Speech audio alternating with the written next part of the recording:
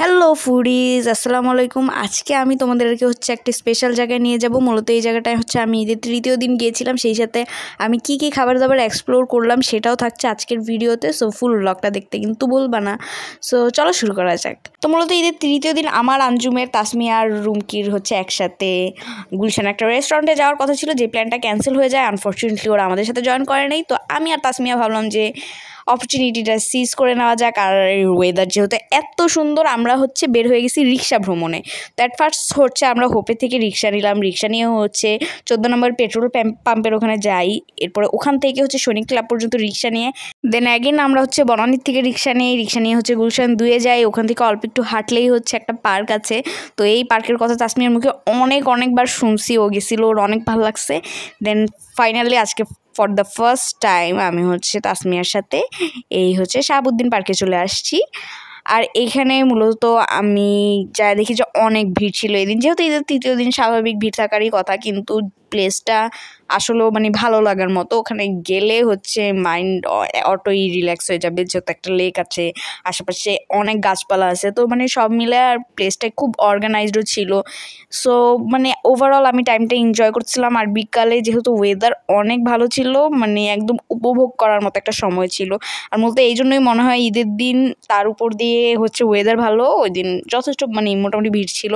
তো এরপর ওখান থেকে আমরা বের হওয়ার সময় নর্থ ইন্ডিয়া যাই। তো ওখানে বলতেছিল তাসমিয়া যে ব্রাউনিটা অনেক মজা। তো যার কারণে আমরা ওখানে গেলাম। অ্যান্ড কোইন্সিডেন্টালি ওখানে আমাদের সাথে তাসমিয়ার একটা ফ্রেন্ড প্রত্যাশা, শি ইজ সো সুইট, ওর সাথে আমাদের দেখা হয়ে গিয়েছিল। দেন ওর সাথে কিছু ছবি টবি তুলি। এরপরে আমরা ভিতরে গিয়ে বসে ব্রাউনিটা অর্ডার করি আর কিছু স্ন্যাপস নিচ্ছিলাম অ্যান্ড মোমেন্টে এনজয় করতেছিলাম।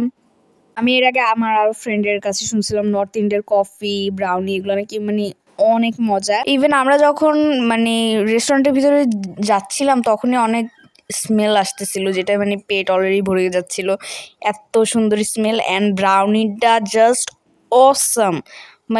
খাওয়ার সাথে সাথে মুখে যে একটা ব্লাস্ট হয় না, কি আর বলবো, এটা আমি বলে বুঝাইতে পারবো না, এত মজা লাগছে আমার কাছে। দেন আমরা অ্যাগেন গুলশান 2-এর থেকে রিক্সা রিক্সা নিয়ে যেভাবে আসছিলাম সেইভাবে 14 পর্যন্ত গেলাম। আর মূলত 14 যেয়ে আমাদের প্ল্যান ছিল যে আমরা ওখানে ডেন্টালের পাশে একটা মামা মোমো বেচে, ওটা নাকি অনেক মজা, তাসমিয়া রিকমেন্ড করলো। আর ওখানে নাকি একটা ভেলপুরিও আছে মজার, তো ওর ওইটা খাওয়ার খুব ক্রেভিং হইতেছিল। তো আমরা সেই এক্সপেকটেশন অনুযায়ী যাই যে ওখানে মোমো আর ভেলপুরি খাবো। বাট আনফর্চুনেটলি ঈদের দিন হওয়াতে ওখানে কোনো মোমোর দোকানও ছিল না। কয়েকটা দোকান ছিল ভেলপুরির, বাট ওই যেই মামার থেকে তাসমিয়া খেয়ে অনেক ভালো লাগছে, ওর ওখানে পাই নাই। আমরা ওই ভেলপুরির দোকানও পাই নাই, আর সোজা কথায় মোমোর দোকানও পাই নাই। ফুচকা টুচকার দোকান কিছু ছিল।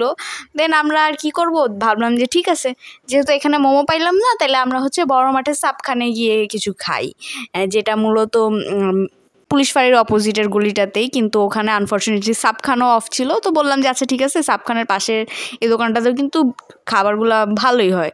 তো এই তো আমি আর তাসমিয়া চলে গেলাম ওখানে, বসে একটা চিকেন মোমো অর্ডার করি, যেটার প্রাইস ছিল 110 টাকা। আর সেই সাথে একটা রেড পাস্তা অর্ডার করেছিলাম, যেটার প্রাইস পড়েছিল 100 টাকা। সো এই তো এখানে একটু খাটাচ্ছিলাম। তাসমিয়াকে আমি বললাম যে একটু জানা, আমার এত হাঁটছি পা ব্যথা হয়ে গেছিলো, ওরও পা ব্যথা হয়ে গেছিলো, তাও একটু ওরে খাটাইলাম যে একটু যায় একটু ভিডিও বানায় নিয়ে আয় আমার পেজের জন্য।